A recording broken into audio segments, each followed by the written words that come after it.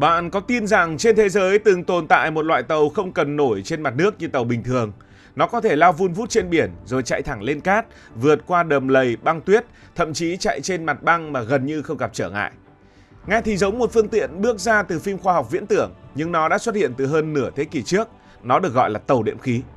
Có thời điểm, đặc biệt vào những năm 60 và 70, rất nhiều người tin rằng tàu đệm khí sẽ trở thành tương lai của giao thông đường thủy. Anh, Mỹ, Pháp, Liên Xô đều đầu tư rất mạnh vào công nghệ này. Những chiếc tàu khổng lồ có thể chở hàng trăm khách hàng hoặc hàng chục chiếc ô tô, chạy nhanh hơn hầu hết các loại phà thời đó. Ngay cả quân đội các nước cũng cực kỳ hứng thú. Họ tìm thấy ở tàu đệm khí một loại phương tiện có thể đưa xe tăng, xe bọc thép và hàng trăm binh sĩ đổ bộ trực tiếp lên bãi biển mà không cần cầu cảng. Điều này giúp thay đổi hoàn toàn cách tiến hành các chiến dịch đổ bộ. Nhưng thật kỳ lạ, sau hơn nửa thế kỷ phát triển, tàu đệm khí vẫn không xuất hiện nhiều trong cuộc sống hàng ngày. Đến nay, phần lớn tàu đệm khí chỉ hoạt động trong quân sự, cứu hộ hoặc ở một số khu vực đặc biệt. Điều gì đã xảy ra? Một công nghệ từng được kỳ vọng lớn như vậy, vì sao lại không thể trở thành phương tiện phổ biến? Muốn hiểu điều đó, trước tiên chúng ta phải tìm hiểu xem tàu đệm khí thực chất nó là cái gì. Nhìn bình thường, nhiều người sẽ nghĩ đây chỉ là một chiếc tàu có gắn thêm cánh quạt khổng lồ, nhưng trên thực tế, nguyên lý hoạt động của nó hoàn toàn khác tàu thủy thông thường. Một chiếc tàu bình thường nổi trên nước nhờ lực đẩy của nước, thân tàu chìm xuống dưới mặt nước, càng nặng thì chìm càng sâu. Khi di chuyển, toàn bộ phần thân tàu sẽ rẽ nước để tiến lên phía trước. Chính vì vậy, nước tạo ra lực cản rất lớn, con tàu càng chạy nhanh thì lực cản càng tăng. Còn tàu đệm khí thì khác hẳn, nó gần như không để thân tàu chạm vào mặt nước. Thay vào đó, nó tự tạo ra một lớp không khí áp suất cao ở phần dưới đáy tàu.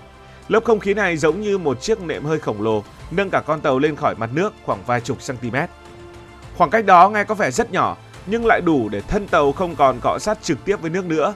Khi lực cản giảm mạnh, tàu có thể tăng tốc rất nhanh. Khi ma sát gần như biến mất, việc di chuyển trở nên nhẹ nhàng hơn rất nhiều. Đó cũng là lý do khiến nhiều người gọi đây là phương tiện bay sát mặt nước. Tàu đệm khí hoạt động như thế nào? Nếu bóc tách một chiếc tàu đệm khí, chúng ta sẽ thấy nó có hai nhiệm vụ hoàn toàn khác nhau. Nhiệm vụ đầu tiên là nâng con tàu lên, nhiệm vụ thứ hai là đẩy con tàu tiến về phía trước. Hai nhiệm vụ này được thực hiện bởi hai hệ thống riêng biệt. Đầu tiên là hệ thống nâng. Bên trong tàu có những động cơ rất mạnh, quay các cánh quạt cỡ lớn. Những cánh quạt này hút không khí từ bên ngoài rồi ép xuống phía đáy tàu. Không khí tích tụ ngày càng nhiều, áp suất tăng lên. Cuối cùng, cả con tàu được nhấc lên khỏi mặt nước. Khi tàu đã nổi lên, hệ thống thứ hai bắt đầu làm việc. Đó là những cánh quạt rất lớn phía sau, nhìn gần giống cánh quạt máy bay. Chúng tạo ra luồng gió mạnh, đẩy tàu lao về phía trước. Muốn rẽ trái hay rẽ phải thì phía sau cánh quạt sẽ có các bánh lái điều chỉnh hướng gió, giống như bánh lái ở trên máy bay. Nói một cách dễ hiểu, tàu đệm khí giống như sự kết hợp của ba thứ. Nó có thân của tàu thủy, có cánh quạt của máy bay và có nguyên lý giống như một chiếc đệm hơi khổng lồ. Ba công nghệ tưởng như chẳng liên quan lại kết hợp với nhau, trở thành một phương tiện rất độc đáo. Điều đặc biệt nhất đó là tàu đệm khí đi được gần như mọi địa hình. Đây chính là ưu điểm khiến cả thế giới từng rất kỳ vọng vào tàu đệm khí.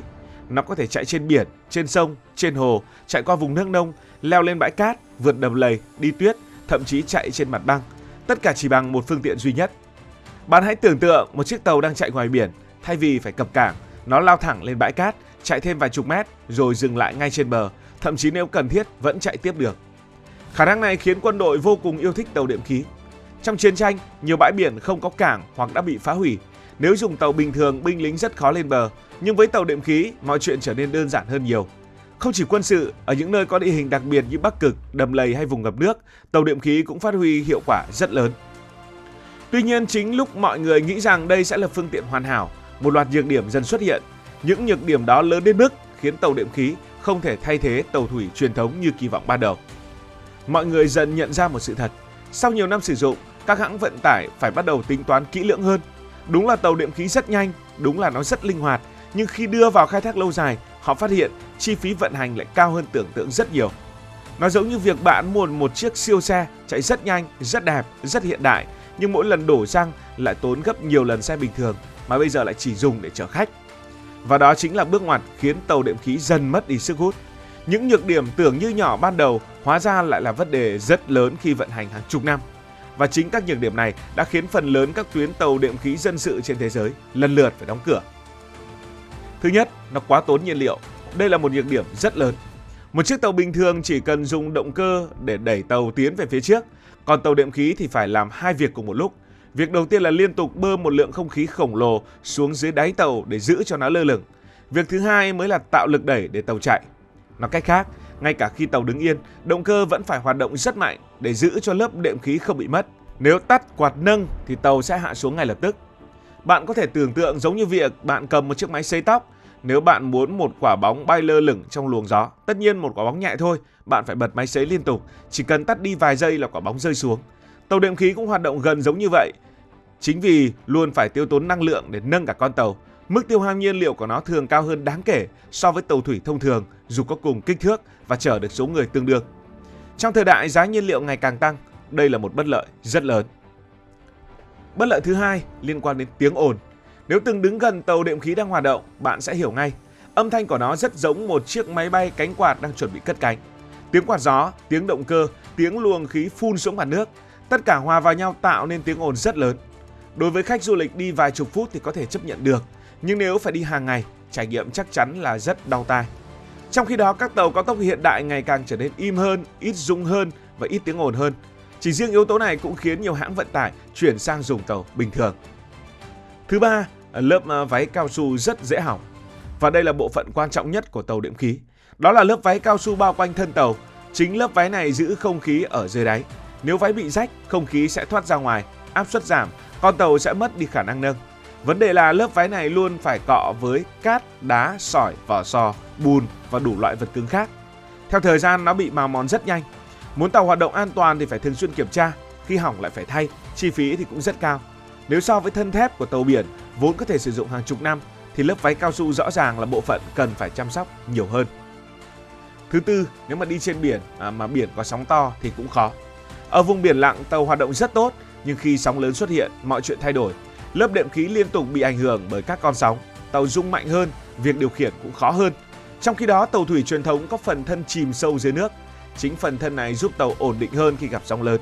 Đó là lý do phần lớn tàu đệm khí không được dùng cho những hành trình đi biển dài hàng trăm km ngoài khơi.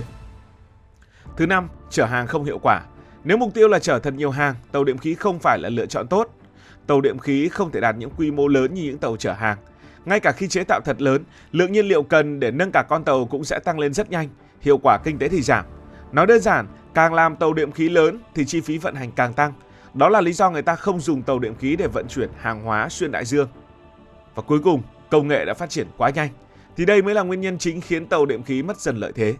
Khi tàu đệm khí mới ra đời thì nhiều thứ chưa phát triển như bây giờ. Nhưng vài chục năm sau, công nghệ đóng tàu phát triển rất mạnh, một số tàu hai thân còn rất ổn định khi đi biển động. Trong khi đó, chi phí bảo dưỡng lại thấp hơn. Đối với các công ty vận tải, đây là bài toán rất đơn giản, nhìn là thấy lời giải ngay. Nhưng thật ra, tàu đệm khí chưa bao giờ biến mất hoàn toàn, chỉ là nó chuyển sang làm những công việc mà các phương tiện khác khó thay thế. Ở nhiều vùng Bắc Âu, Bắc Mỹ hay Nga, tàu đệm khí vẫn chở người đi qua những con sông mùa hè đầy nước nhưng mùa đông lại đóng băng. Nhiều đội cứu hộ vẫn dùng tàu đệm khí để tiếp cận các khu vực lũ lụt hoặc băng mỏng. Quân đội nhiều nước vẫn duy trì các đơn vị tàu đệm khí để thực hiện nhiệm vụ đổ bộ. Nói cách khác, tàu đệm khí không thất bại vì nó quá dở, nó chỉ không phù hợp với phần lớn nhu cầu vận tải hàng ngày mà thôi. Còn ở Việt Nam, trong chiến tranh thì Mỹ từng mang 6 chiếc tàu đệm khí tới Việt Nam vào năm 1966 để tuần tra và hoạt động tại vùng sông nước đồng bằng sông Cửu Long.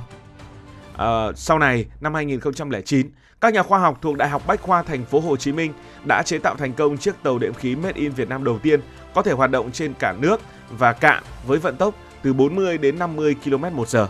Hay năm 2012, một người nông dân Việt Nam cũng đã tự chế tạo thành công chiếc tàu đệm khí đổ bộ và thử nghiệm thành công ngay trên cánh đồng quê. Cảm ơn vì đã quan tâm theo dõi video này. Nếu thấy thú vị, hãy nhấn nút đăng ký kênh để không bỏ lỡ những video mới nhất.